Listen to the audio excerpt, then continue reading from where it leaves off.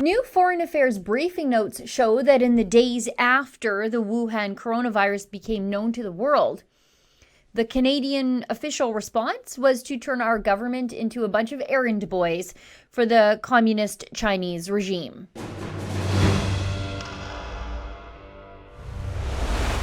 Remember when Trudeau shipped almost all of Canada's entire strategic supply of masks to China, just as the Chinese-spawned virus was then piggybacking on flights full of travelers over to Canadian airports?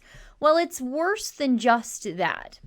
You see, the Canadian government ran around gathering up supplies that the Chinese demanded, even running off to the Red Cross to get them, because at the time our government knew that we didn't have the supplies we needed for ourselves to be giving away to the Chinese. And now the Western world is instead getting defective, possibly contaminated junk back in return from the Chinese. That is, if we get them at all. Look at this from the CBC. Trudeau confirms some cargo planes sent to China for pandemic supplies returned empty. On-the-ground congestion blamed for preventing delivery of PPE during plane's landing window. Yeah, right. We have a briefing note presented to the House of Commons Health Committee from Foreign Affairs Canada, dated from the end of January. The note was to Minister François-Philippe Champagne to prepare him for his talks with China's foreign minister about the coronavirus, including key messages of standing with China.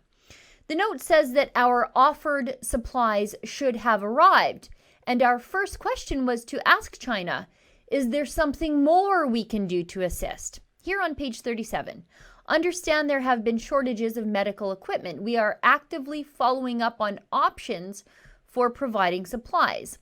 Now, here's where there's more to the preening story of Justin Trudeau's dangerous stupidity in giving away Canada's pandemic supplies to the very nation that actually manufactures the supplies in the first place and hid the extent of the pandemic until it was too late and may have actually released the virus on the entire world from their haphazard petri dish of a virus farm in Wuhan.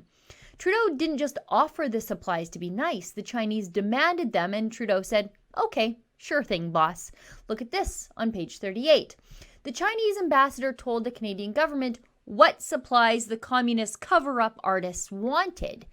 China has indicated a shortage of supply of various medical equipment, including disposable medical protective gowns, medical masks, and protective clothing. The supplies requested, which are mostly personal protective equipment, are not items Canada holds in its stockpile of relief supplies.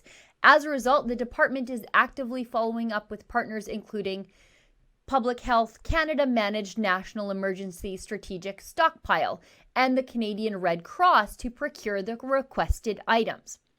You see, the Canadian government here is acknowledging to the Chinese that we didn't have the things they were demanding of us in the stockpile of general relief supplies. So the Liberal government spent resources to go and procure them for the Chinese, first from our strategic stockpile, and then the government went looking for more for the Chinese from third-party relief agencies in Canada, like the Red Cross. This is almost too crazy to be real. We had two layers of unpreparedness, once in relief supplies and then in the strategic stockpile. And so we then took PPE from the Red Cross to send it to China just for good measure. And as a quick side note here on page 38, look at this. As of January 26th, the total of 18 cities in Hubei had some sort of travel restrictions affecting 56 million people.